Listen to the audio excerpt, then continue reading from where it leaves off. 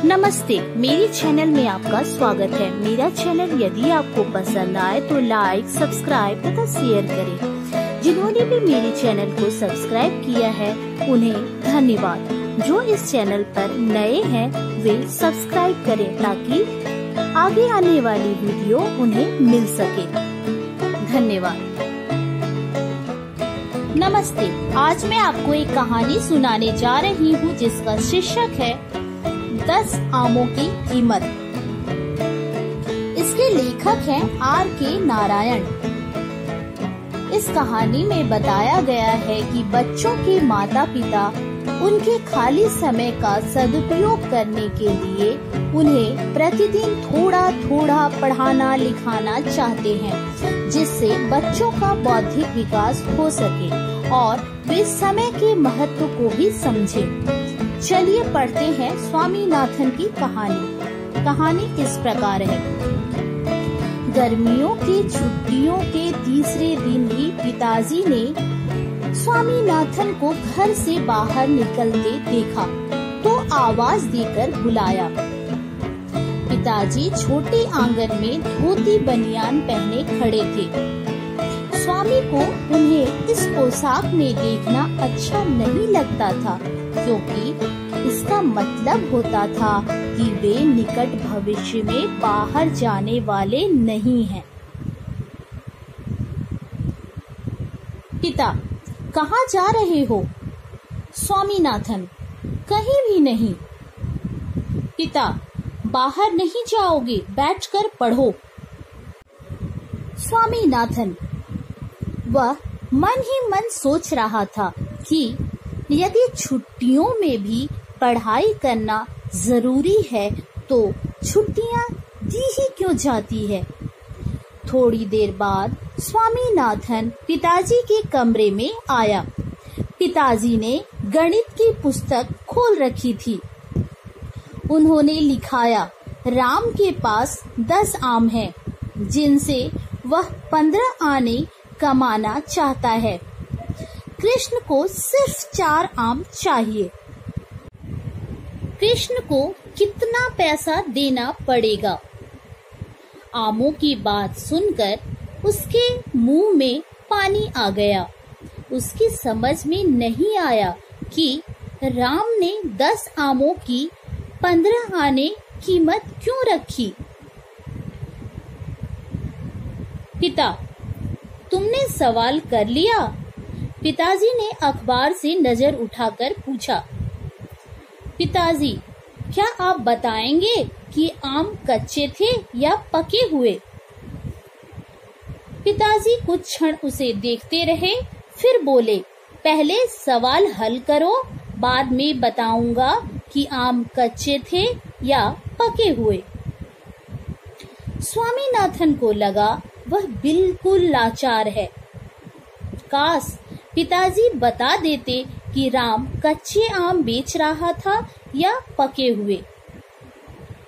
स्वामीनाथन ने स्लेट को दूर हटाकर कहा, पिताजी, मुझसे सवाल नहीं होता। पिता, स्लेट इधर लाओ, मैं अभी तुमसे जवाब निकलवाता हूँ। पिताजी ने सवाल को मन में पढ़ा और पूछा, 10 आमों की कितनी कीमत है?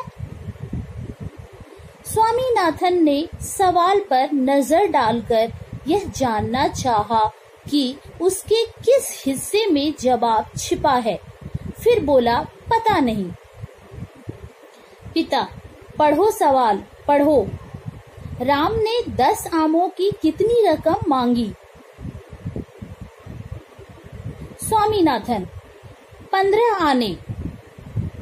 स्वामीनाथन ने कहा, किंतु उसका मन मानने को तैयार नहीं था। पिता, बहुत अच्छा। अब कृष्ण कितने आम लेना चाहता था? स्वामीनाथन, 4। 4 आमों का कितना दाम हुआ? स्वामीनाथन ने सोचा, वह कैसे जान सकता है कि बेवकूफ कृष्ण कितना दाम देगा।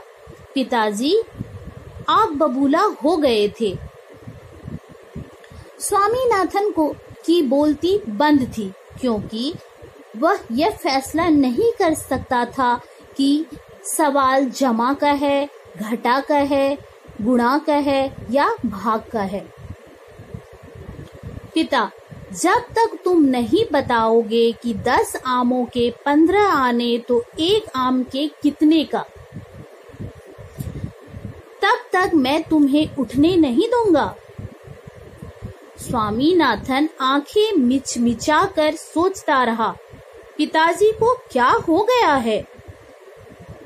आम की कीमत जानने की क्या जरूरत है? यदि पिताजी जानना जरूरी समझते हैं तो वे बाजार जाकर पूछ क्यों नहीं आते? राम और कृष्ण के बीच कुछ आमों और कुछ पैसों के लेन देन को लेकर लंबी चिक पर स्वामीनाथन को बहुत झुंझलाहट हो रही थी। पिताजी ने यह कहकर हार मान ली, 1 आम की कीमत होगी 15/10। अब इसे सरल करो। स्वामीनाथन ने देखा कि इसे गणित के भयानक क्षेत्रों में धकेला जा रहा है। उसने सवाल हल किया और 15 मिनट बाद बोला, 1 आम की कीमत हुई 3/2 आना। उसे उम्मीद थी कि उत्तर गलत बताया जाएगा, किंतु पिताजी ने कहा, बहुत अच्छे, इसे भी सरल करो। 1 घंटा यातना झेलने के बाद स्वामीनाथन ने घोषणा की, कृष्ण को 6 आने देने होंगे। इसके साथ ही वह रो पड़ा। उसके आंसू देखकर पिताजी उसके मनोभाव को समझ गए।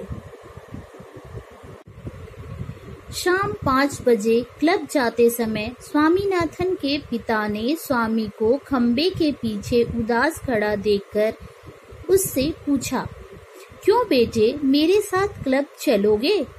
स्वामी एक क्षण के लिए ओझल हुआ और फिर कोट टोपी पहनकर प्रकट हो गया। स्वामीनाथन का मुरझाया चेहरा खिल उठा था। घर के बाहर कार का हॉर्न बजा। पिताजी ने टेनिस का रैकेट उठाया और स्वामीनाथन को साथ लेकर तेजी से कार की ओर बढ़ चले। कहानी सुनने के लिए धन्यवाद।